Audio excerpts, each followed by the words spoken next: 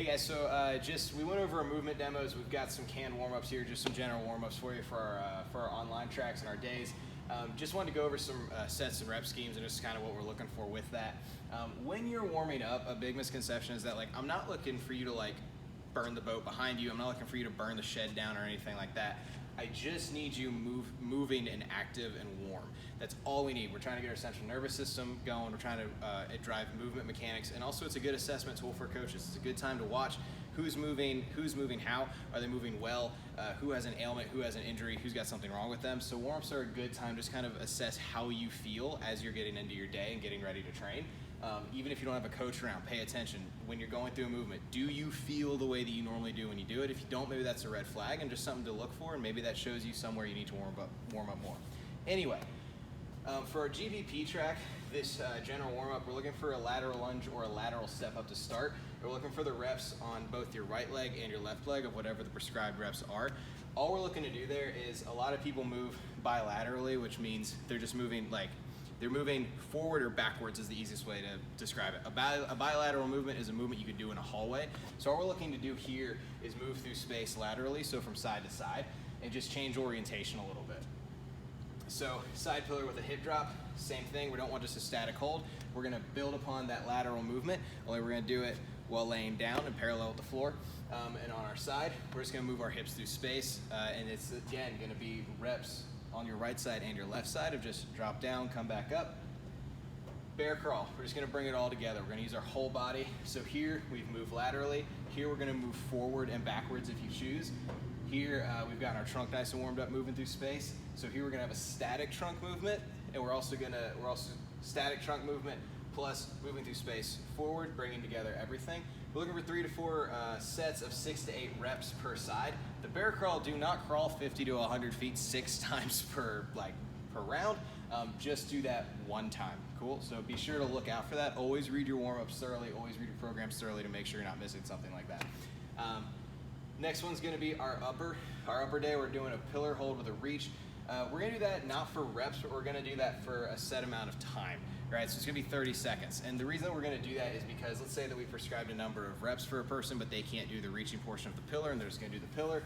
We wanna include them as well. If you can do the reaching portion, just nice and slow and controlled. I don't really care how many reps you get as long as we're moving through space. We're getting our trunk, hips, and shoulders warmed up.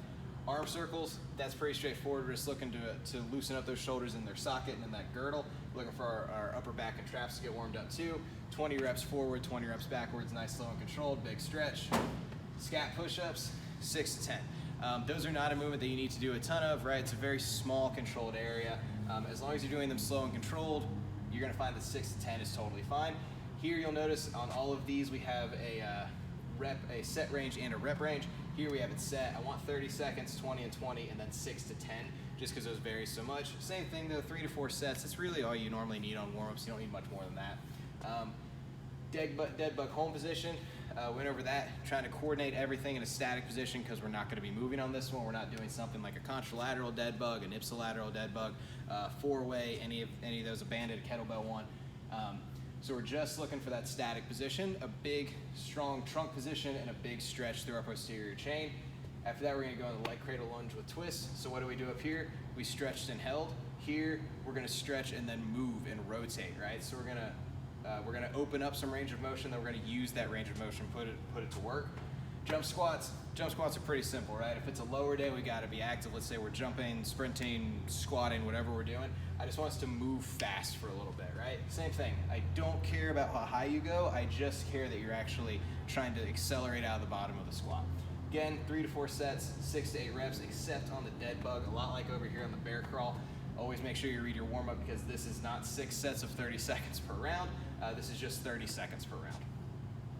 Last one is gonna be our running. Cocky walks, like we said, we're just looking to, as I put it, warm up our big toe, warm up our glutes, get our hamstrings and our glutes and our big toe all the way down our posterior chain, working together and coordinating together as one movement. Those reps are gonna be right and left. So it's gonna be steps per leg, right? So if it says 8 to 10, I'm looking for steps per leg. I'm not just looking for 8 steps total. Captain Morgan's, right and left, or you can split it evenly.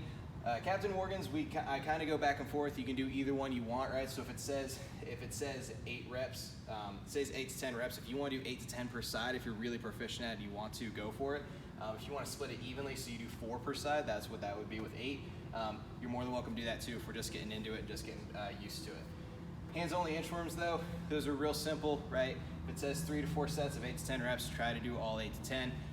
Like we said in the video for it, I'm not married to the idea that you have to stand up out of the inchworm every time. I'd rather you maintain that good stretch, get a good range of motion the entire time, and get that lower back nice and warmed up. But yeah, we just wanted to go a little bit deeper. We put up all our warm-up videos. We put up all our canned warm-ups here. Just wanted to let you guys know why we do what we do and how you should approach it.